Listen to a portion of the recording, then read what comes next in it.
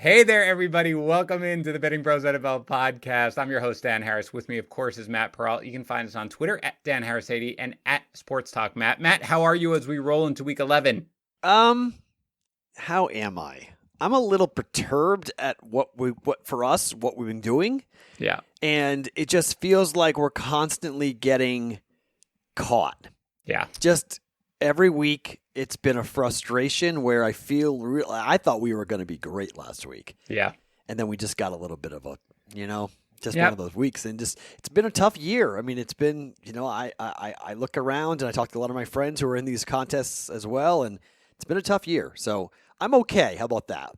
Yeah. How are you doing in your other two contests before I get to the DraftKings? I'm 3-2 every week in all of them. Yeah. Like just consistently. And it's not like we're picking the same games either. Right. It's 3-2, 3-2. The Bears, we would have been 4-1 last week with the Bears. Yeah. I would have been 4-1 last week in my Westgate Super Contest. Yep. If the Bears had covered. The Bears were the right side. Yep. That third down play is giving me nightmares where they ran a screen pass where they kick a Yeah. field goal and Yeah. it's a 3-point win and Yep. we're good. We cover. Yep. And they run a screen pass that made no sense. They lost 4 yards and they had to punt. So Yeah. just betting on Nick Foles and betting on whether he Bill Lazor or Matt Nagy, the Bears are now on my off list. Okay. Well, you're not going to get an argument from me. Watching that game was very, very frustrating. I agree. But let's recap our last week. But before we do, let's do our usual reminders of a couple of things. Number one, Discord. I don't know how many people are. I try to give an update every week, but it's just growing too fast. BettingPros.com/chat. Discord is legitimately just a place where you can talk about betting. You can talk about it with us. You can talk about it with your fellow gamblers. You can talk about any topic really you want in the sports gambling landscape. You've got different channels, and you can win a signed AJ Brown helmet. That is going on through the end of November. If you just go into bettingpros.com/chat, you can go into the Discord. There is a place where you can enter the contest. It's pretty awesome. The other thing is our prop bet. What did I say it is? Prop bet cheat sheet. Correct. Right? That's what we call it. Go. Yes, I've nailed the name finally. Bettingpros.com/props. Again, that compares consensus projections to the prop bets that are available in the market, and it ranks them based on how different, essentially, the projections are from the lines that the sports book set. So it's really invaluable if you like prop betting, as you should.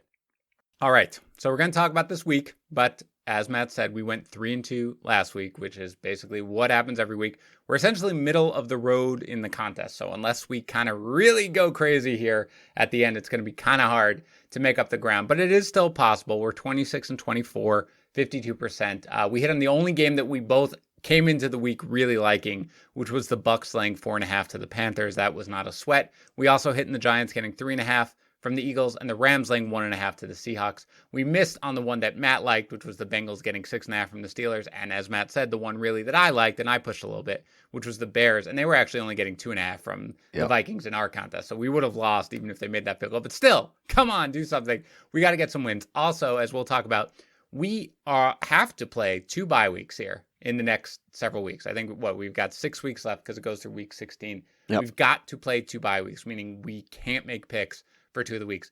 That might be this week. Matt and I sort of floated the fact that we didn't love the slate this week. We will still go through every game. We will give you whatever picks we are leaning towards. We may not play them, though, this week because we do have to take a bye week. And I don't know, Matt, you still thinking that the slate is ugly, or in the last few hours have you come around and found some games that you really like? Still hate it. Still ugly. Still absolutely, entirely, 100% hate it. But, I mean, there's 3 games I like. You can, if you like them, maybe we play it. If you want to get into it, I actually like tonight on Thursday night. We haven't played a Thursday night before, but I actually like the Seahawks tonight. Oh, I thought you didn't like it at. Wait, what is it? Is it? It's 3.5. It's 3.5 in our contest. I bet it at 3, but I think that the way I think it's a 7-point win personally for the Seahawks tonight. But that's just my personal opinion on it. I bet it at 3. It's down to 2.5. The pros and the Joes are all over this back and forth. I mean, it's kind of a crazy game watching the money and the line movement as to where it's gone. But yeah, I like Seattle tonight to win. I think the primetime games are where all the action is. Sunday, Thursday, Monday are the best 3 games of the week. Okay, so this is the Seahawks are laying 3.5 tonight. Mm-hmm. Oh man, yeah, I liked it at 3. I'd certainly like it at 2.5. Yes. But you know what? Let's talk. We're recording this at 6 p.m. on Eastern Standard Time. So we've got 2 hours until the game goes. So we'll talk it through. Let's get to some of the other games and then let's see. Maybe, I don't know, whatever. I'd be open to it. We could talk about it. I do think that the Seahawks are going to win this game. So I'd be open to doing it. But let's start with some of the games here on Sunday or Monday, whatever you want. Let's see if we can agree on any of them. I have to warn you, Matt. We've been doing this now for 11 weeks. I think I generally know how you feel about certain picks. I will be shocked if you and I are able to come to agreement because the few that I like, I'm always just like, oh God, Matt's gonna absolutely despise this pick. But go ahead, let's see what you've got. Start us off with your favorite play of the weekend. So there are games that the line movement, like for instance, the line movement right now for KC and the Raiders is 8.5. Mm-hmm. That is it's 6.5 in this contest. Yep. That is an insane number. So while I might be on the Chiefs, on the Raiders betting, I think the 6.5 off of a bye week under a 7 point. I don't know how you don't bet Kansas City here. Yeah, that's on my list. That is on my list. I don't know. I think the Raiders can keep this game within 10 points. So I'm going to wait for the line. They beat them the first game, obviously. Well, right? this is off of a bye. It's Andy Reid. It's a pissed off bunch of Chief players coming in here, and the Raiders have got COVID problems like crazy. Well, I think do you think that's what's accounting for the move, Matt? The fact that their entire defense is basically COVID I think that's a public move. I think the pro move is the fact that Andy Reid destroys AFC West opponents. And I think it's just been a ridiculous run. I think it's like 24-4 or something against the AFC West. So I think that's why it's going. And then the COVID problems come in. But I'm just going to wait till this thing gets to 10 and I'm going to bet the Raiders. But for this contest, my number one, what I wrote down at 6.5, the best number play is the Chiefs minus 6.5. Yeah, I'm going to, for now, pencil that one in to the extent we're going forward because I definitely had that one on my list. There is, I don't think it, you tell me if it matters in any way to you, but Clyde Edwards-Helaire has missed practice so far this week with a quote-unquote illness, and they have not elaborated on it. You know where your mind goes as soon as you hear illness, so he could miss this game, in which case you're looking at Le'Veon Bell. Now, they don't run the ball anyway. It doesn't really matter. They're getting Sammy Watkins back here. But does that matter to you at all if Edwards-Helaire were to miss this game? No. I mean, it's the defense. The problem for the Raiders is that they get no pressure on the quarterback. Mm-hmm. So their secondary, I love Abram. Talked about him a bunch on the podcast. I think, getting Arnett back is big. His hand is now recovered so he can play. I think they're good at covering. They're not great at getting after the quarterback, and I just think they don't have a ton of team speed in the secondary. Their linebackers are average at best. I think it's a monster Kelsey game, and I think it's an angry bunch of Chief players coming in that want to prove a point. So it's a bad spot for the Raiders to be in. I don't think that victory lap bust controversy is actually a thing, but I do think there is a level of this is our division. You guys are a year or two early. And you caught us at home, kind of with our pants down, but we're ready to go here, and we're coming after you. So, again, I think the Raiders have the weapons to keep it close in a high-scoring game. I love the over in this game, but I think you're going to wind up with a 7-point victory for the Chiefs. Yeah, under a touchdown. It's really hard not to take this game. That's really what it is. As you said, the line's been moving. The consensus line that I'm looking at right now is 8. I wouldn't be surprised if it goes higher. At 71%. Are still on the Chiefs in our bet analyzer. So, I mean, if there were a game that I was going to pick that was on my list that I thought you might like because of the fact that it's under a touchdown, it would be this one. So, again, if we do play this week, let's pencil that in. But if you somehow find it anywhere at 6.5, certainly take that. Now, Matt, what is your dividing line between when you think it goes to the point where you would feel comfortable with the Raiders? Is it 10? Yep. Is that the line? Yeah. Yeah. And other than that, if it's over a touchdown, are you just staying away in between, let's say, 7 and 10? Yeah, because I think the difference between 8 and 10, the books go very quickly. So you'll see line movements. The books have no problem going from 7.5 to 8, and then from 8.5 to 10. So they'll move it fast. And so getting off the key numbers of 7 and 8 are always the most difficult, or going below 7 is even more difficult. So, and the most difficult is 3 to 3.5. That's the most difficult line movement for the books. Yeah. So I think if it gets to 8.5, it'll go to 10. They'll just keep on moving it up, and they won't worry about it. Then they'll get to 10, and then they'll stop, because it gets to 10.5, the pros will come in on the Raiders and buy it back. So 10's my number. Got it. Okay, so thus ends the portion of the show where Dan and Matt agree on anything, is what I think. I don't Because, know. We'll see. Hold on. all Let's right, see. because the games I'm taking, I just can hear you doing the thing that you go, you have the whole slate available to you, There's and only you are one game betting that's in my against. head. There's only one game in my head that I think that you're going to do, and I want to. My reaction will only be off of one game, and I want to see if you actually take it. I bet you I'll take it. Okay. It's probably not going to be this game because this game is backing an ugly team, but it's kind of the classic buy low in a situation where this team usually comes up big no matter how bad they look. It's the Eagles getting 3.5 from the Browns. Now they're in Cleveland. Look, the Eagles, I think the matchup. My number 2 is on the other side. Oh, you like the Browns. Oh, All right, yeah. well, let's talk this through. And I will say, immediately what I do when we make a pick is I go to the bet analyzer and I look at which side people are on. Now, the consensus spread is 3, and I would feel a little differently about this game at 3, but it's legitimately 50%. 50% are on the Eagles, 50% are on the Browns. So here's my line of thinking. Number one, historically speaking, I just think this is when you back the Eagles, when they look absolutely like maybe the worst team in football. And then, they like that game against the 49ers, Matt, where we talked ourselves into them getting 7.5. And I realized that maybe that game was a little bit more on the 49ers than it was necessarily on the Eagles.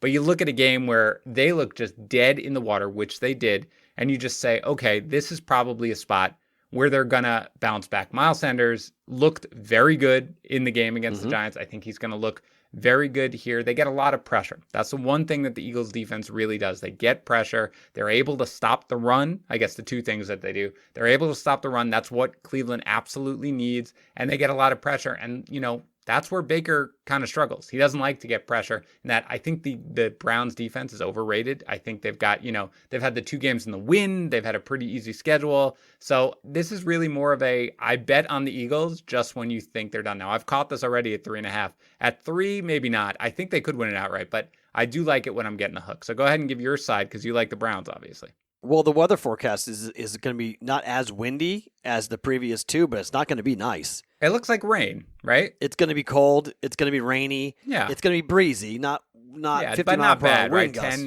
10, 15 mile an hour maybe. As of to time of tape, it's Thursday. Right. Things can switch but yes, the forecast is not the 35 mile per hour sustained winds that we saw last week for them, but it's still weather. Eagles are awful. Wentz is awful. Yep. This is who the Browns beat. The Browns beat bad teams. They can't beat anybody good.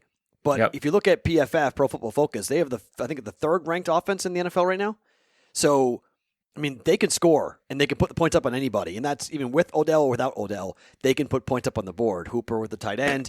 I just think this is a bad team that, the Browns beat bad teams. And the Eagles are a really, really bad team. Yeah. Browns are at home I think they win the game by 7.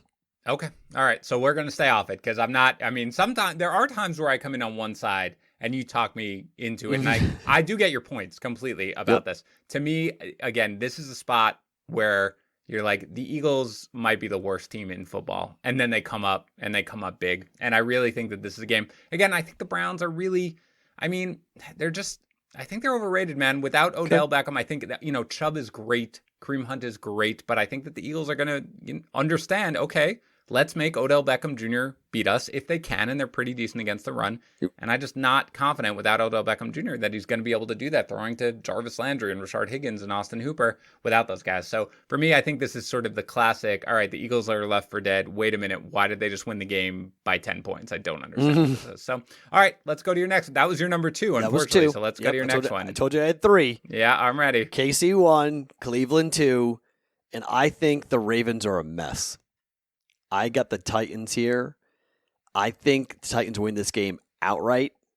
I think they're the better offense. I think they're the better defense. I think there's some real problems right now with Lamar Jackson trying to move the football, and you can make the excuse about the rain and the wind and whatever you want to say about why the Patriots beat the Ravens. But they got problems in Baltimore. People had them, Colin Cowherd had them going 16-0. Okay?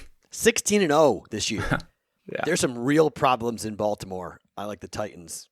Whatever point number, what is it? 6.5, 6? It's 6.5. 6.5. Love it. Titans plus 6.5. Yep.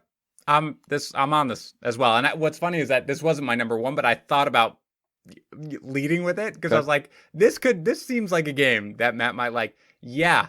And I loved the Ravens. I was willing to back them all the time. And again, I kind of talked us into, and you heard from some other people, into backing them against the Colts. But they didn't look good in that game, really. They wound up winning it, and they really, really did not look good. And kudos to you, by the way. That was my bad. The Patriots were your last one, but one of the picks that you said you were willing to go with last week against the Ravens, and I thought you were nuts.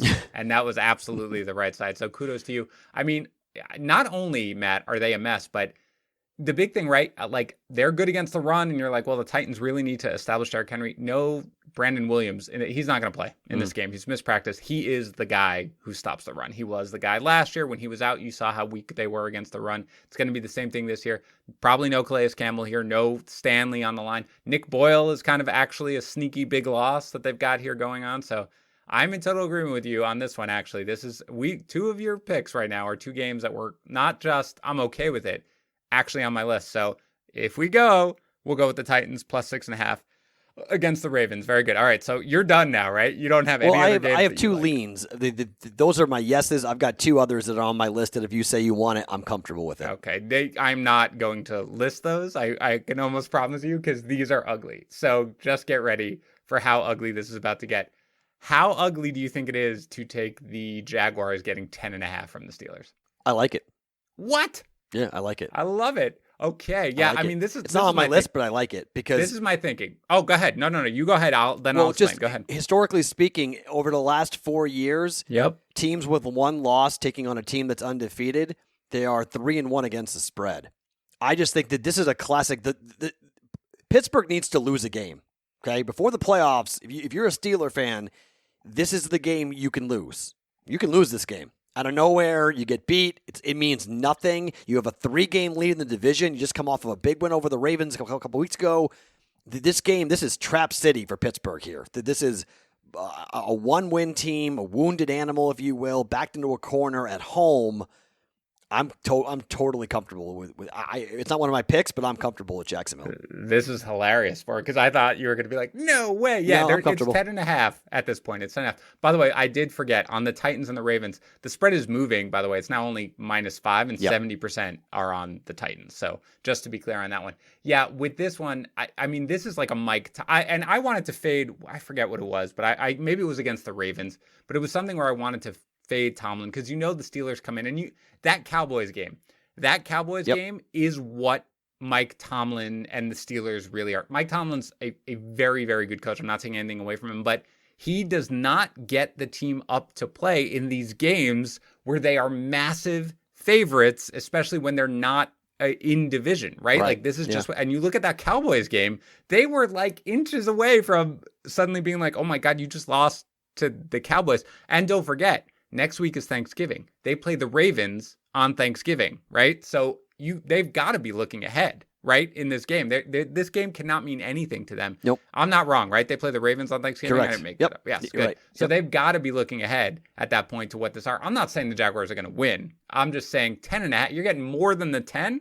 Yeah, I'll take that. Actually, I want to look at where the bet analyzer has that one because it's up. Now, this is actually it leans towards Jacksonville, but not overwhelmingly so, just 53%. But yeah, this is a game I don't know, man. I feel pretty comfortable with this one. So, okay, we've got 3 that we're talking about. Let's go to your next one that you don't you're lean that you don't despise.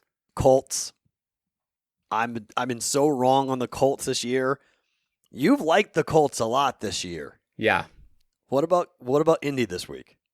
So the spread is 2.5, laying 2.5 to the Packers. Yep.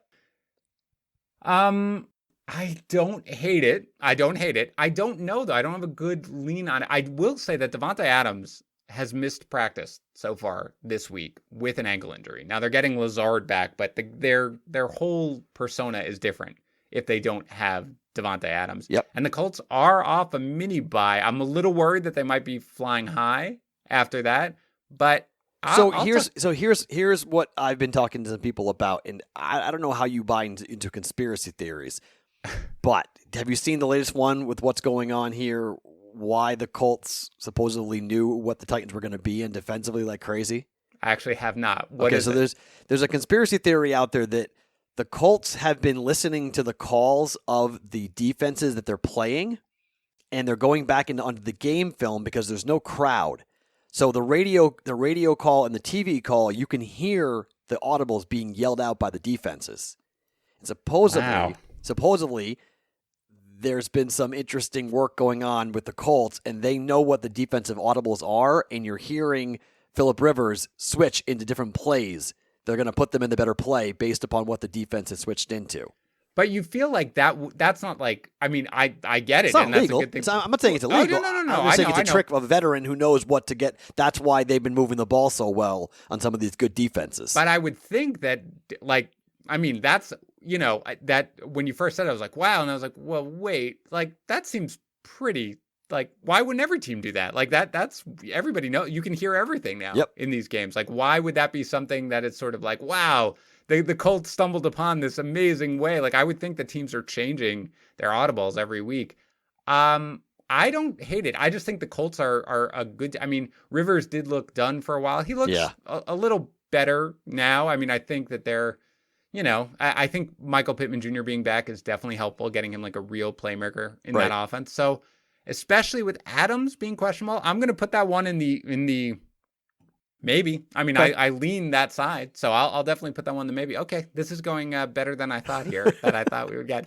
All right, this one I'd actually really like to know your thoughts on because, the Vikings looked really good. They've played better, but I kind of like the Cowboys getting more than the touchdown at 7.5 against the Vikings. And I'll lay my case out, and then you could say I hate it or I lean that way. That's fine. Dalton should start here. I don't really know if that matters, whether or not it's Dalton. As long as it's not Ben DiNucci, it's fine. It doesn't really matter which one it is. Their line is getting healthier at this point. The Vikings cornerbacks, as we know, are abysmal. And just the fact that you had Nick Foles, who couldn't do anything, that's really why you weren't able to necessarily exploit them. The defense played pretty well against the Steelers, as much as the Steelers kind of like mailed it in a little bit. Like the Cowboys defense played a little better. Now they do have some injuries back there, but they're coming off a bye. If Zeke's going to be a little healthier, the Vikings are on a short week. This seems like sort of a little bit of a trap game here for the Vikings as they're flying high. Getting more than a touchdown, I kind of like the Cowboys to keep this game close. Yeah, because in the other contest, it's 7. So we got a little better number there at 7.5, which I like on the hook perspective. And frankly, look, I didn't think the Vikings played that well, and they won the game. So, like, okay, they won. Kirk Cousins gets to run around and be like, I won a game on Monday Night Football now. Look at me. I'm no longer 0-9. I can't stand Kirk Cousins, so I know. I remember. I have no problem fading him here. I have no issue. If you want to stand on a table and you feel strongly, I don't have a strong lean one way or the other. Yep. But if I'm going to fade Kirk Cousins and I get more than a touchdown, okay. Yeah, I think I kind of like this one. And again, it's at 7 right now. 57% of experts in our bet analyzer are on Dallas. I think coming off a bye, I think this is a game where they're going to come out and play well. And again, well, the number is Mike McCarthy is 10-2 against the spread off of a bye in his career. Yeah, I was going to get to McCarthy in a second. That's absolutely right. The other thing is, remember, Dalvin Cook, as amazing as he is, I was talking about it on our DFS show today. What do you have, 32, 34 touches in this game on a short week? Like, there's just so much the guy can do. And their receivers are Jefferson is great. Adam Thielen is very, very good. And again, the Cowboys are a little injured in their secondary, but I think that they're going to be able to move. I don't think Dalton was nearly as bad as he looked in that first game. We've seen Dalton be a competent NFL quarterback. And again, the Vikings defense is really nothing to write home about. If you give me a rested Zeke, you give me the good line, you give me competent quarterback play, at least with the receivers, I think they'll keep it within a touchdown. So I do kind of like this game. This one would be one that I would kind of push to get in if we were sort of like, well, we need one more. I think this one, comes in at 4th on my list behind the one that we're not going to go with the Eagles, but I like the Titans as well as the Chiefs. All right, so do you have another lean here that you were looking at? The only other game I was looking at are the Patriots laying 2.5 or 2. I think it's 2.5 in the contest. It's 2.5 in the contest. The consensus line right now is 2, though. Yeah. Patriots on the road against the Texans laying 2, and that's the only other one that I would lean to because I do think that this is the game where if the year is going to turn around for the Patriots, this is it. Yeah. So if they're going to be a contender, if they're going to be in the conversation point, look, Deshaun Watson's very dangerous. I'm not going to debate that. But Damian Harris is going to have a monster UDFS and prop players. My favorite prop bet of the week is Damian Harris to run crazy on this Texans defense. Is that an actual prop bet that they list? Will Damian Harris run crazy over? Yes. No, over. Over touches, over carries, over yardage, touchdown props. I will be on the Daily Juice. Damian Harris is going to be where I'm going to ride this guy like crazy. So I think he has a monster game. I think they play keep away. They don't let Watson go deep and beat them, although they will have their secondary back, which is good. Gilmore should play. And I just think the Patriots. Is Gilmore going to play in this game, by the way? I think he's going to. I think that's why he didn't. Okay. I think they didn't play him last week because I think that they knew they didn't need him because of the fact the Ravens can't pass. They need him in this game to stop Watson. Yeah. So put him on Fuller and see what happens. But I think the Patriots win the game by 3.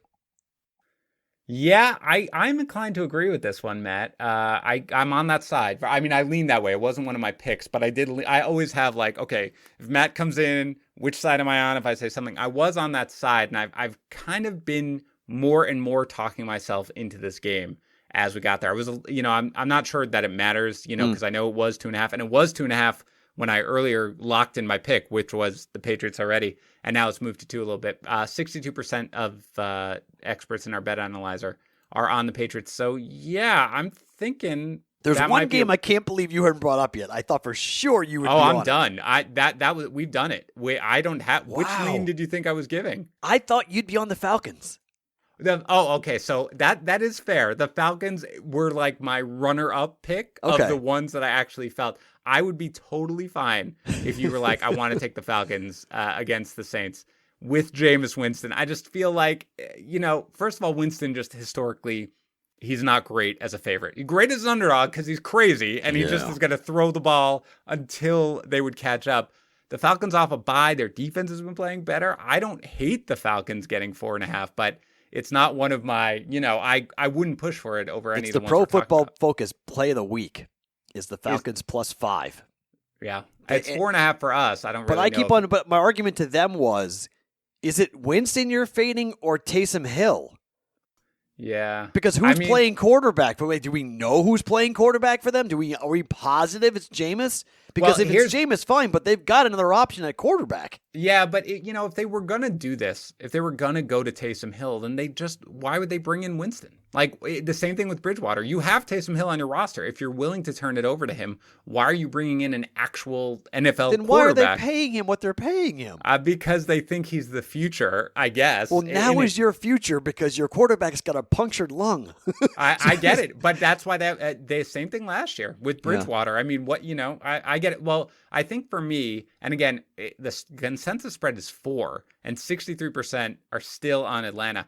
That definitely was a game that I was like, okay, maybe I'll talk about this. Frankly, I kind of thought there's no way you would go for it, so it was kind of my go for it. I mean, I just figured I guessed that was going to be on because I have no real harsh feeling either way. I just think it's a dangerous pick because of the Taysom Hill angle. I don't know who the quarterback is. If you told me that Taysom Hill was hurt and it was all Jameis, then I'd probably subscribe to it and go, fine, ride the Falcons. Yeah. But it's not. I mean, they have a plan B that if Winston comes out and starts throwing picks, they got a guy who can play the quarterback spot at least competently. It scares me to go ahead and it's a big rivalry game. I mean, these two teams hate each other. Right. Yeah. I don't know, man. I like the Saints. I hate betting against them. Now I get it's not Drew Brees, but yeah, I don't really have a great feeling on it. I definitely lean the Falcons, and if I'm going to go one way, it is with the Falcons. If you came in here and said I want the Saints, I'd say no, I'm off that game. But I do think it's going to be Jameis. So but to be fair though, I think they're going to mix in Hill a lot more than they would with Breeze, but I think the primary quarterback is going to be Winston. But we'll put that one to the side. I'll recap it at the end when we are finalizing our 5 picks if we don't decide to use the bye week. Although, talking it through, I don't hate this week quite as much as I did before we got into it, but we can get through it. Let's go through the remaining games that we've got. And again, I have just written them down randomly. Don't read anything into if I say the favorite or whatever first. The Bucks laying 3.5 to the Rams in Tampa. This is Monday Night Football, I believe, right? Yep, correct. How do you feel? So at first guess, it's going to be a tough game for Tom Brady. Okay. So the Rams do what you have to do to beat Tampa. They're going to rush and blitz the holy heck out of Brady and make him very uncomfortable. They're going to make him move off of his spot. So on the other side, I don't think Tampa moves the ball much and scores much. So my question is, what does Jared Goff do on the road against that Tampa defense? I don't like this Tampa defense at all. And if I got to ride the Tampa defense, I would take the 3.5 points here and take the Rams. Yeah, if I'm forced to choose a side, it would be with the Rams. I mean, Whitworth being down scares me because you know what Goff does under pressure. We have seen it a million times. I feel like I could talk myself into either side of this game if I really had to. Like, I don't have... It's a great game. It's a big game for both. It's a great game. Yes, that's true. It's a great game. I don't have a great lean on it. So it would be one that, you could talk me into it if you were like, Dan, I feel great about the Rams, but I don't like it more in our picks. But yeah, I mean, I guess that I would probably lean towards the Rams, but it's just kind of an ugly game. I don't really want it. How about the Bengals getting 1.5 from Washington in Washington? I mean, if I had to go with it, I would take the Bengals. Yeah. But, I mean, this game and the Lions and the Panthers game, I'm not even going to watch these games. They're so bad. Like, it's just they're horrific football games. I agree. I don't want any part of this. Yeah. And by the way, this is another illness. T. Higgins missed practice with an illness. I have no idea if it's just an illness. A lot of times they like to specify, like Duke Johnson this week, this is a non-COVID related illness. They have not specified that with Higgins. They have not specified that with Clyde Edwards-Helaire. So I don't know what's going to happen. But yeah, this is a game where I'll watch because I have to watch every game because I have to do a recap show for fantasy purposes. But I would not watch this game or lay any money on this game. I would just stay away from it. And again, same thing with the Lions. Now, I will say that the Lions getting 1.5 from the Panthers, there are so many variables in this stupid game. You've got DeAndre Swift, who essentially has been declared out now. I mean, I don't know if he's unlikely to play with the concussion that just came to light. Matthew Stafford is questionable with the thumb. Kenny Golladay was at practice yesterday. Then there was a report he was at practice. Then he wasn't at practice today, so nobody really knows. Meanwhile, Teddy Bridgewater is likely to sit. I mean, can we just skip this game? Because nobody should be betting on this game, right? Yep. Okay. Pass. Very good. How about the Dolphins laying 3.5 to the Broncos in Denver? This is hard. I mean, I hate Drew Lock. Their offense looked so bad on the road against the Patriots. Against the Raiders last week. Yep. 4 interceptions he threw or 3 interceptions? It was He may awful. not play in this game, by the way. Right. And so that's where I was like, well, Rippon might play. Look out for Rippon. Okay. I mean, is there that big of a difference between Rippon and Lock? I mean, I don't know. The quarterback play has been so bad.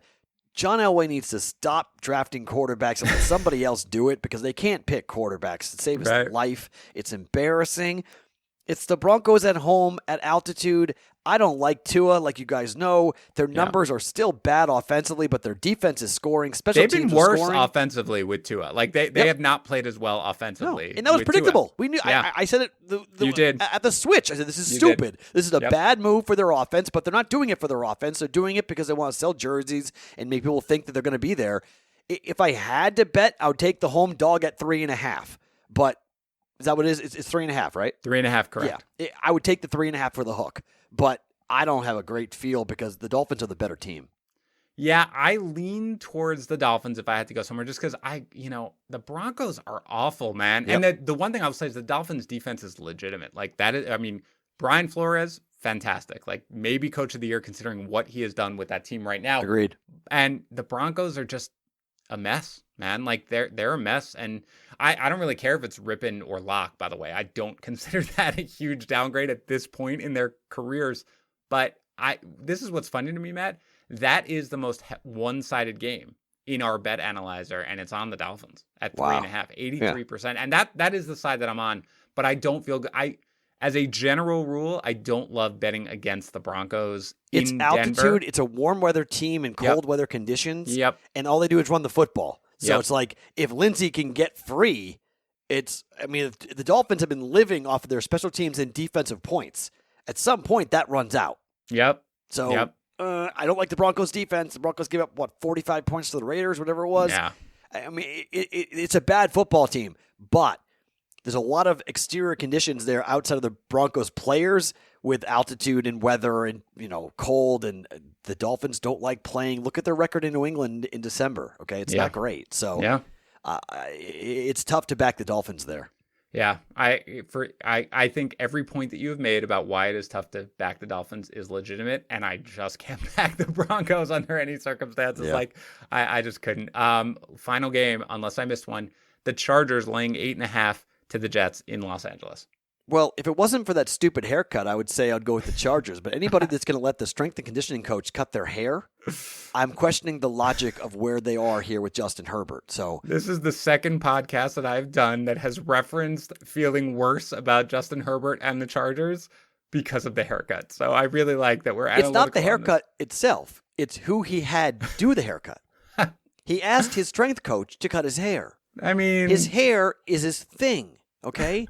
That's the thing for the big guy with the locks and whatever. And that's the surfer boy or Oregon. Like, that's him.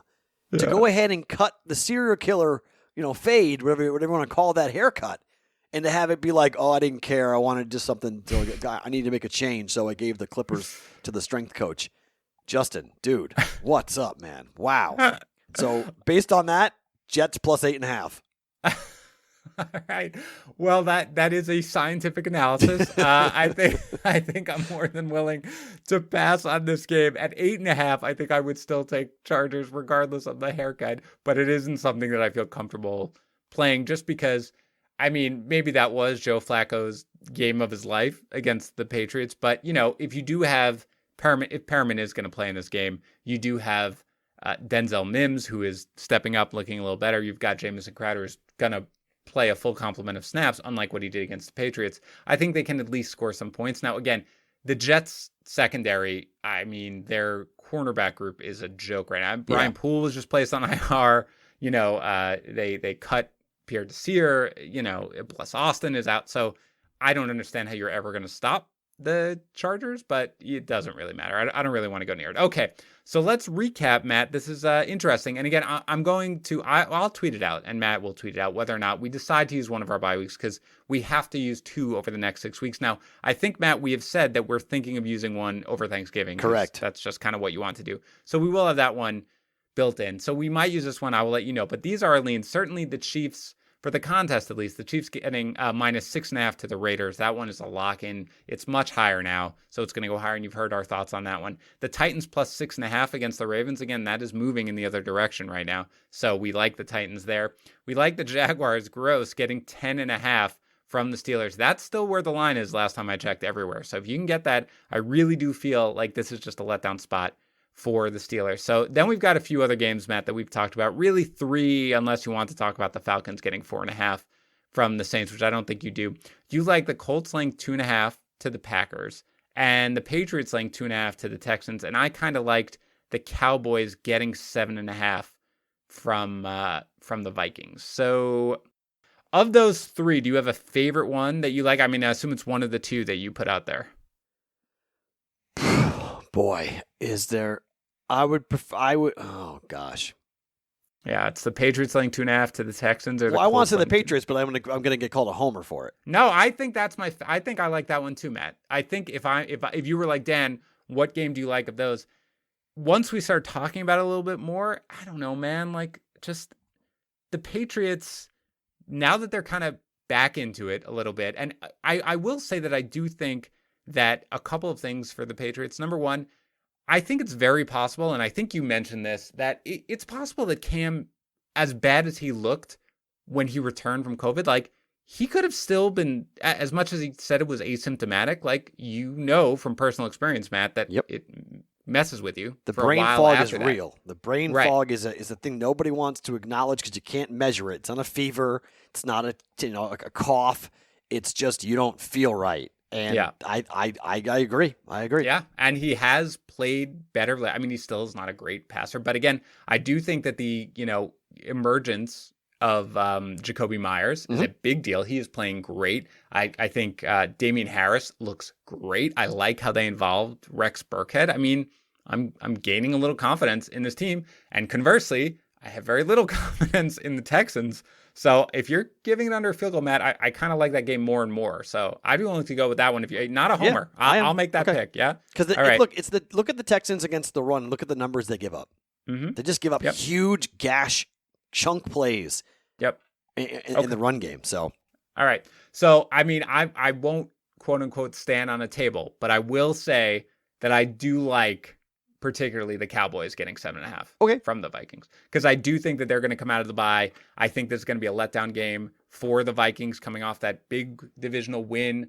I'm not saying that the Cowboys are going to win, but I do like them to keep this close enough to. It's fading the Vikings. You know I'm going to ride it. So you're Let's good. go. Okay, so if we do go with it, we like the Chiefs minus 6.5 to the Raiders, the Titans getting 6.5 from the Ravens, the Jaguars getting 10.5 from the Steelers, the Patriots laying 2.5 to the Texans, and the Cowboys getting 7.5 to the Vikings. I don't know, Matt. I do not hate this. Okay. I mean, that probably means we'd go 0-5, but I don't necessarily hate this. So let's let it marinate for a little bit, and then let's see. I will say if Devontae Adams turns out to be out, I would definitely consider swapping the Colts in for the Cowboys in that sense. We can talk about that because I really think that is a huge letdown for their offense, even if when Allen Lazard returns. So, all right, you feel, maybe we'll think about it. We'll talk about it then a little more. Yeah, let's do it. All right, I'm good. Good enough for me. All right. That is it for today's show. Thanks everybody for stopping by. Reminder, listen to the Daily Juice, Matt's Daily Podcast, which is great. Tune into the YouTube channel, youtube.com/BettingPros for Matt's live stream on Sunday mornings, 11 a.m. to noon Eastern time. I will give Matt my props. I remembered last week, both of them hit, right, Yeah, Matt? 2-0. Yep, both hit. Yep. Yes, excellent. I will make sure I will give Matt my props on Saturday night so I don't leave him hanging. Again, it's a great time. So thanks everybody for listening for this podcast. We will talk to you next week.